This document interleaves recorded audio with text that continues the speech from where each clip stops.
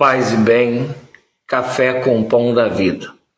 Este é o nosso encontro aqui, esse encontro ou encontros que estão acontecendo às terças e quintas às 7h30 da manhã. E para mim é uma alegria, é um privilégio da graça de Deus poder ter as redes sociais para fazer o Evangelho do Senhor Jesus ser conhecido, fazer com que o amor, a graça, a salvação, o perdão de Jesus alcance vidas para que conheçam e tenham a vida eterna que só há na pessoa de Jesus Cristo. E é com grande alegria, temor e tremor que eu tenho esse encontro aí com aqueles que assistem ao vivo, outros posteriormente, mas a intenção é sempre essa, é fazer Jesus conhecido, porque eu não nasci com esta fé. A gente, quando começa a ter noção das coisas, a gente vai abraçando a fé que nos apresentam à medida que a gente vai crescendo, pegando a idade do entendimento. E eu fui criado numa duplicidade, digamos assim, eu posso usar essa palavra, de fé. Uma avó voltada para aquilo que popularmente chamava na época de macumba, e minha mãe católica. Então eu cresci nesse meio até que aos 22 anos eu decidi experimentar de fato de Cristo e buscar ter um entendimento sobre esta fé. E aos 22 anos eu fui abraçado, fui alcançado por essa graça, por esse amor, um vazio enorme que eu tinha dentro de mim, que nada nunca conseguia preenchê-lo de fato, resolvê-lo de fato. E mais tarde eu aprendi que a palavra diz que o Senhor colocou a eternidade dentro de nós, e só aquele que é eterno preenche o vazio do tamanho da eternidade. E aos 22 anos isso aconteceu, e desde então eu estou aí caminhando, buscando conhecer a Jesus e buscando ser um instrumento, um ajudador para que outras pessoas conheçam a Jesus, para que esse vazio, como eu tinha, as pessoas deixem de ter, para que elas possam nascer de novo. E hoje, dessa manhã, desse encontro com café, com o pão da vida que é Jesus, é sobre isso que eu quero falar, sobre esse novo nascimento. Inclusive, vai um cafezinho? Então eu vou estar lendo com você e se conversando um pouquinho sobre João 3,16. Mas antes de eu ler a passagem, já vou falar algumas coisas sobre ela, Esse texto gramatical, esse que a gente na Bíblia chama de versículo, que é o versículo 16 do capítulo 3 de João, ele é considerado o texto mais traduzido de todo e qualquer texto. Nenhum texto que o ser humano um dia pôde escrever, pôde pensar, foi traduzido para tantos idiomas, para tantas línguas, como esse texto de João 3,16. É algo assim espantoso como esse texto ele chegou a vários idiomas, dialetos, e nenhum outro texto de qualquer poeta, de qualquer filósofo, ninguém conseguiu um texto que fosse tão traduzido para outros idiomas como é João 3,16. E esse versículo ele é conhecido por pessoas inclusive que defendem a fé em Cristo, como não, que abraçaram de fato a Jesus, como não. Darmane, amada, paz, que alegria, Deus abençoe, bom dia. Então esse texto, João 3,16, ele em qualquer texto de filósofo, de poema, de poetas, nada, nenhum texto não foi na história humana até o dia de hoje tão traduzido para outras línguas e idiomas como João 3,16. Isso para mostrar a importância, a centralidade desse versículo. E esse versículo de João, que todos nós conhecemos, né? E Deus amou tanto o mundo, ou tanto amou o mundo, que deu seu Filho único, unigênito, para que todo aquele que nele crer não pereça, mas tenha vida eterna. Ele se dá num diálogo entre Jesus e Nicodemos, né? Jesus, ele já é noite, ele já tinha passado todo o seu dia ensinando, fazendo as suas maravilhas, e Nicodemos vai ter com ele à noite. Para a esmagadora maioria dos estudiosos, Nicodemos vai encontrar Jesus à noite porque ele não quer ser visto, ele não quer que ele, que é um mestre da lei, que tem uma grande função social, ele não quer que as pessoas vejam esse cara do Sinédrio, esse cara que é fariseu, esse cara encontrar com esse novo mestre que apareceu. Mas ao mesmo tempo ele está atraído por Jesus, e o texto faz entender, começando no versículo 1, que faz entender que Nicodemos já tivesse visto Jesus fazer sinais, que ele fala, ó, ninguém pode fazer o que o Senhor faz se não for da parte de Deus. E nesse encontro com eles, Jesus vai falar sobre nascer de novo. Ele fala, Nicodemos, você tem que nascer da água e do Espírito. Essa água, ela tem tanto o significado do batismo, como o João Batista já batizava, como já tinha o ritual de se banhar, que era o banho da purificação antes de se oferecer algum sacrifício a Deus no templo, e como também Ezequiel 36, que demonstra que a água tinha esse simbolismo de purificação, de regeneração. Só que Jesus ao mesmo tempo está falando dele, eu despais. Só que Jesus ao mesmo tempo está falando que a água por si só, ela não purifica, ela não regenera, ela não transforma o homem. A única coisa que pode transformar o homem é ele recomeçar, ele começar do zero, é ele nascer de novo. E esse nascer de novo é nascer com uma visão diferente para o mundo, é nascer com a mente, e aí a gente fala mente, né, coração, transformados pela essência do reino de Deus, pelo caráter de Jesus. Nos dias de hoje, nós continuamos ainda com rituais, com costumes, com práticas, que a gente acha que são essas coisas que mostram que a gente é de Jesus ou não. A gente continua ainda repetindo costumes antigos, esses costumes muito presos à religiosidade, porque acha que isso nos leva de fato a Cristo. E João, aqui eu encontro com Jesus com alguém da religião. Em João 4 ele vai encontrar com uma mulher que está à margem da sociedade. Para Nicodemos ele fala sobre nascer de novo, para a mulher ele fala sobre o verdadeiro adorador. Isto é, tanto para a mulher como aqui para Nicodemos, ele está falando que só é realmente do reino de Deus aqueles que nasceram de novo, aqueles que foram transformados pelo Espírito Santo. Isso que não é palpável, isso que a gente não toca, é algo que somente o Espírito Santo pode fazer, é algo que se torna visível quando ele já realmente foi transformado, vai se tornar visível, mas o ato da transformação só acontece de maneira invisível, que é quando o Espírito Santo convence o homem do pecado, da justiça e do juízo. É algo de dentro, é de dentro para fora, não tem a ver com ritos, não tem a ver com costumes, tem a ver com a mente que foi transformada pela palavra de Deus e pela ação do Espírito Santo, tem a ver com o entendimento do amor de Cristo, com o entendimento de que esse mundo está no pecado, e a gente também passa a olhar, a fazer uma análise dos nossos próprios pecados, e não queremos mais pecar, nos arrependemos, porque entendemos que pecar fere Deus, machuca a Deus, e não é marca de um cidadão do reino de Deus.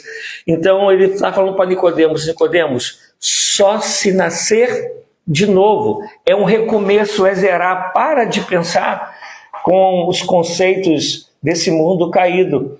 Pare de pensar com os conceitos enganosos do coração que é egoísta, individualista, egocêntrico. Para agora, Nicodemos, você vai aprender a pensar como eu, Jesus, penso. Você vai pensar com os conceitos dos céus. Você vai amar ao próximo como eu amo. E aí Jesus está nessa conversa com Nicodemos, e aí ele vai: Fabinho, meu querido, quanto tempo, um beijo no coração, rapaz. E aí nessa conversa com Nicodemos, ele vai falar: Nicodemos, isso acontece pelo Espírito, e a palavra em grego, tanto para espírito como para vento, é a mesma, é nefesh. E aí Jesus faz um trocadilho, né, com as palavras, e fala: olha, o vento, ele sopra onde quer. Ninguém pode falar: olha, Jesus vai salvar esse, não vai salvar esse. Olha, a salvação só vem se você fizer tal coisa ou deixar de fazer. Não, o vento, ele é livre. Ele vai soprando, vai soprando. E o nosso desejo é que a gente não seja empecilho para o soprar do Espírito de Deus, porque tem muita gente, como os fariseus dessa época faziam, tentando ou atrapalhando o soprar do Espírito. Mas aí Jesus está falando, ele é livre, ninguém vai botar regras no Espírito, ninguém vai dizer como é e como não é, ele é livre, ele sopra onde quer. E aí ele vai dizer: ouve-se sua voz, mas tu não sabes de onde vem, nem para onde vai. Assim é todo aquele que é nascido do Espírito. E ele entra, e eu vou pular, ele entra nesse versículo que a gente está tratando hoje. Na minha tradução, NVI diz: porque Deus tanto amou o mundo. Esse tanto tem a ver com intensidade, tem a ver com profundidade.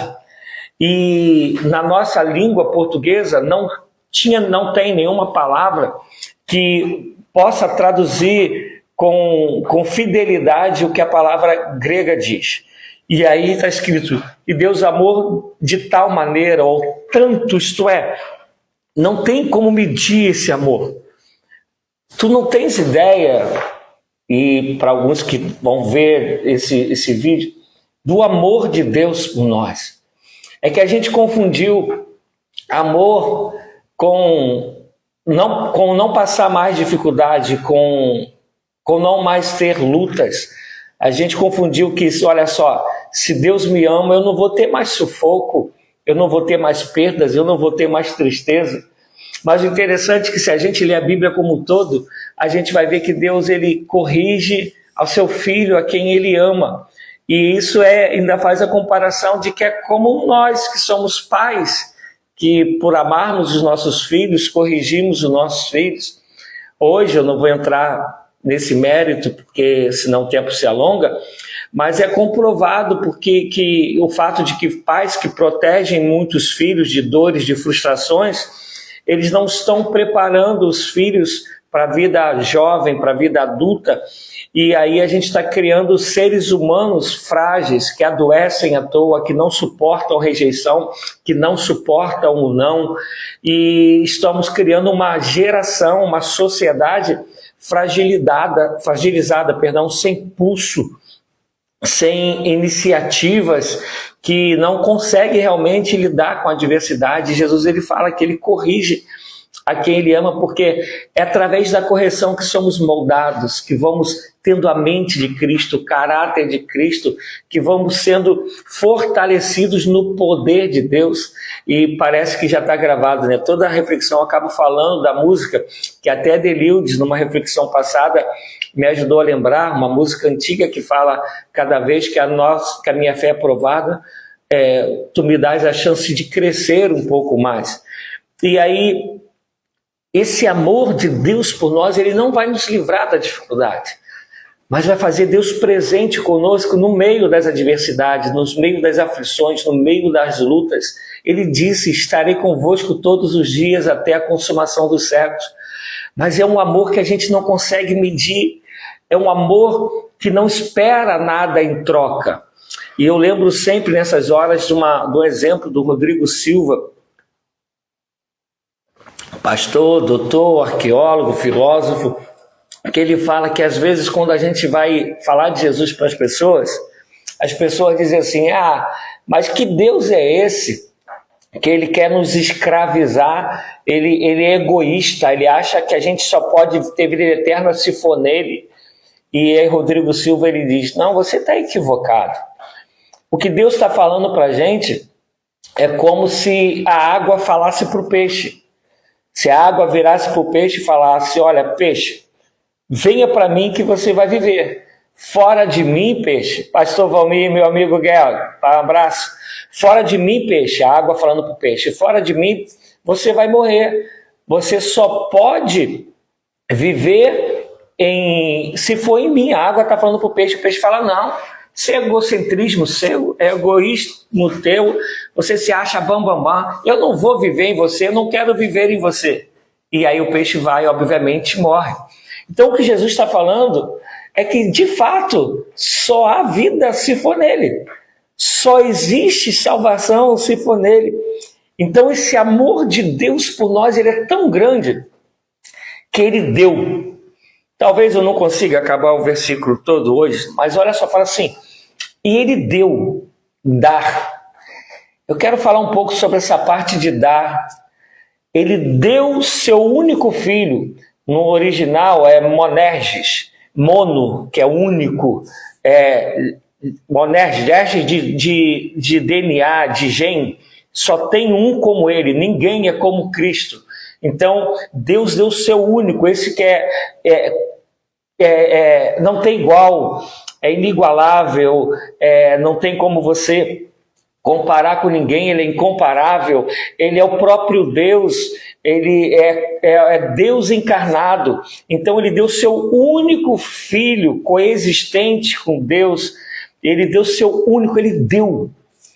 Às vezes a gente dá, porque dar nos faz nos sentirmos bem. Nós falamos assim, poxa, eu me sinto bem por poder ajudar alguém, eu dou porque eu tenho prazer no dar, mas na verdade muitas vezes, não estou generalizando, ela não dá porque ela está preocupada com que a outra pessoa se sinta bem, com que a outra pessoa seja beneficiada, ela que se sente bem ao dar. Então, na verdade, o alvo final do dar é ela própria, porque ela se sente mais gente, mais humana, qualquer coisa nesse sentido quando ela dá.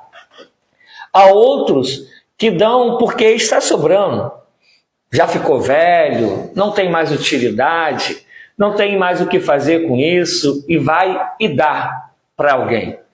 Há outros que dão esperando algo em troca, e aí não é o papo de agora, né? Mas é o que muita gente fala na hora da oferta, na hora do dízimo, que vai dar para receber. E aqui não. Jesus veio, né? Deus Pai deu o seu único filho, que é Jesus, mas deu por amor. Esse amor que fala no começo do versículo de João 3,16, esse amor que a gente não consegue medir, que a gente não tem como alcançar, que Deus tanto amou, o amor de tal maneira, esse amor imensurável, Deus deu o seu filho sem esperar nada em troca. Ele deu tão somente porque ele nos ama. E aí João, em sua carta, vai dizer que Deus é amor, que nós o amamos porque ele nos amou primeiro. Então Deus não sabe fazer outra coisa que não seja amar. E por amar, ele deu. Que dificuldade nós temos de dar. Dar sem esperar nada em troca. Você vai ver que muitas pessoas ajudam alguém, dá seu tempo, dá seus conselhos, dá qualquer coisa, investe em alguém. E no primeiro momento em que esse alguém que recebeu, ele vai nos decepciona, a gente fica de cara feia, fica bicudo, fica chateado com a pessoa que a gente estava ajudando. A gente às vezes fala mal dessa pessoa que a gente estava ajudando porque ela não reconheceu a ajuda, porque ela não foi grata na ajuda. A gente fica com raiva dessa pessoa. E Deus não. Deus, ele deu e continua de certa maneira dando, porque nós erramos, pecamos. E Paulo vai dizer que quando nós pecamos rejeitando a Cristo, tornamos a crucificar a Cristo, mas Deus continua vindo nos resgatar. Ele continua insistindo para que a gente se volte para Ele, porque só há vida eterna nele, em Cristo Jesus, só há salvação nele, só há perdão de pecados nele, e Ele não desiste da gente. Ele está dando, a gente está o decepcionando, Ele continua dando graça, misericórdia. Isso é tão forte, amados, que a gente vê que a Bíblia deixa clara que o sol nasce para o justo e para o injusto, que a chuva cai para o gentil e para os filhos de Deus, vem para todo mundo. A graça de Deus é derramada, é o que a gente chama de graça comum. Mas a graça salvífica, a graça para salvação, é só na pessoa de Jesus Cristo. E aí vai dizer para todo aquele que nele crê. E crer aqui não é tão somente aquilo que a gente fala, acreditar. Não, é muito mais profundo. Se a gente continua lendo em João 14, 21, ele vai dizer assim: aquele que tem os meus mandamentos e os guarda, esse é o que me ama. E aquele que me ama será amado do meu Pai, e eu também o amarei e me manifestarei a ele. E aí, traduzindo melhor, vai dizer assim: aquele que tem os meus mandamentos e os pratica, que tem prazer em me obedecer, que tem alegria em viver segundo a minha vontade, que se deleita na minha palavra e a cumpre todos os dias. Esses que vivem assim, de fato, o meu amor vai ser derramado por ele, porque ele se abriu para viver o meu amor. Isto é, vou te dar um exemplo bobo, mas eu acho que vai ajudar. Se eu saio na chuva, Cris, a paz amada, se eu saio na chuva e coloco um guarda-chuva daqueles grandões, isto é, a chuva ela continua caindo do mesmo jeito, mas eu botei um guarda-chuva para eu não me molhar. E ainda que o meu guarda-chuva não tenha mudado a quantidade de chuva que está caindo, ela permanece caindo. E quando eu fecho o guarda-chuva, eu aceito toda essa chuva que já está caindo, independente de eu abrir ou não o guarda-chuva. Mas quando eu fecho o guarda-chuva, eu recebo essa chuva por inteiro. Outro exemplo bobo, mas é para tentar ajudar, o oxigênio. Ele está aí, a gente está respirando, mas se eu prendo a respiração, o oxigênio ele continua aqui. Eu que estou rejeitando o respirar. Então o amor de Deus ele é derramado. Deus tanto amou que deu, esse dá sem esperar nada em troca, deu seu único filho. Todavia ele vai continuar dizendo, como eu disse em João 14, 21, 22, que aquele que obedece, que tem essa fé, se crer de praticar, porque é fé e fidelidade na palavra, tanto no hebraico como no grego, é o mesmo significado.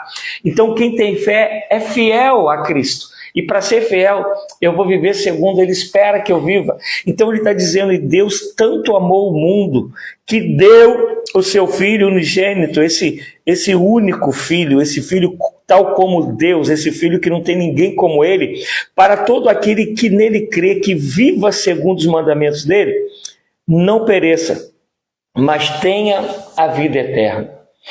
E é interessante esse perecer, porque esse perecer, ele quer dizer, de fato, a gente ir definhando, a gente ir se acabando, a gente ir, me perdoe a palavra, mas se matando, até chegar uma hora que tudo, de fato, acaba.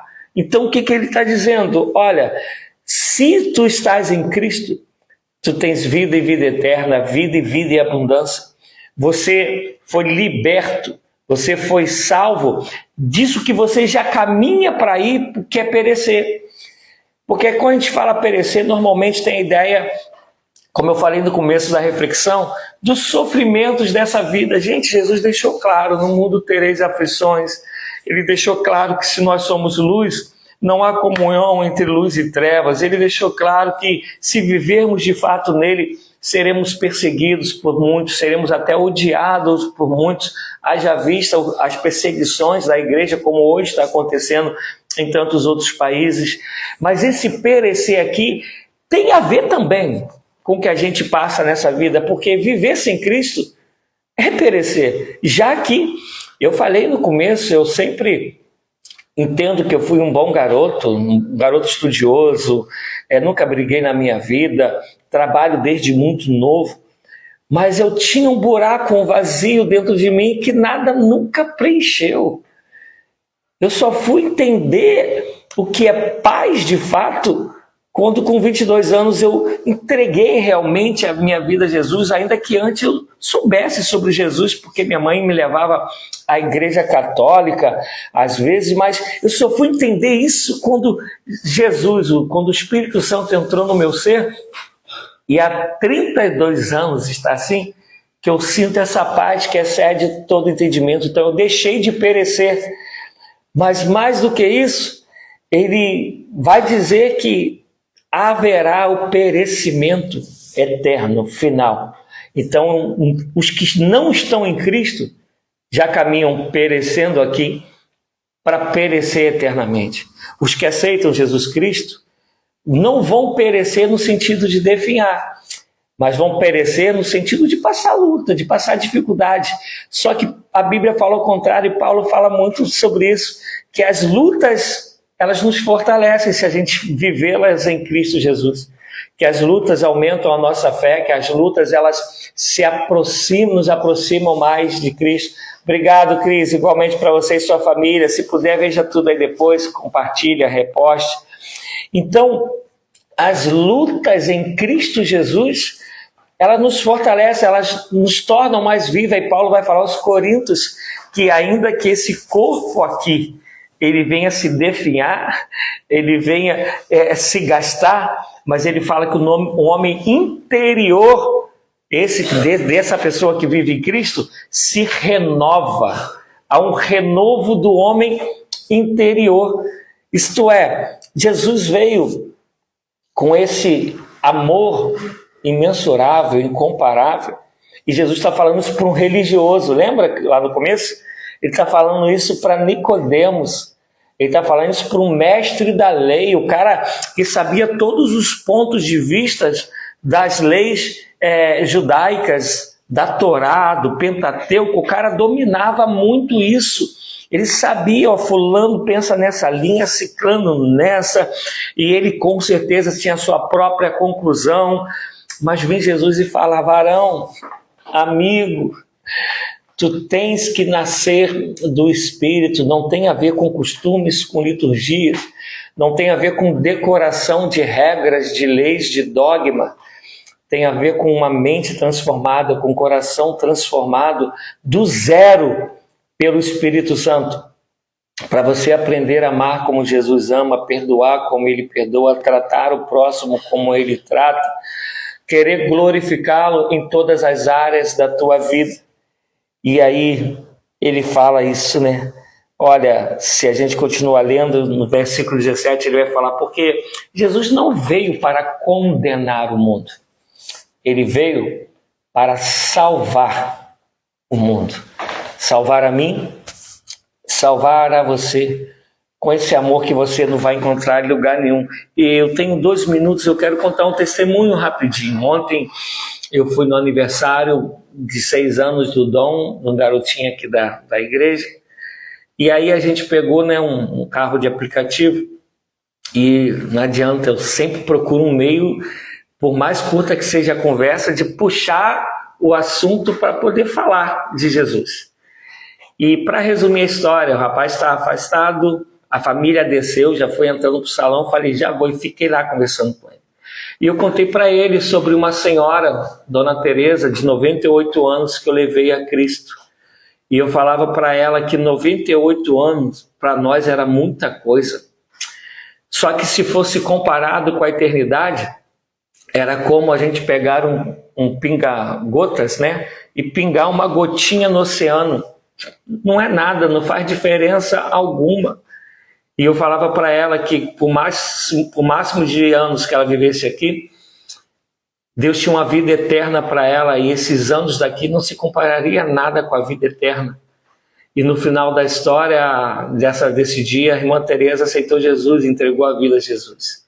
No ano seguinte, ela fez 99 anos em janeiro.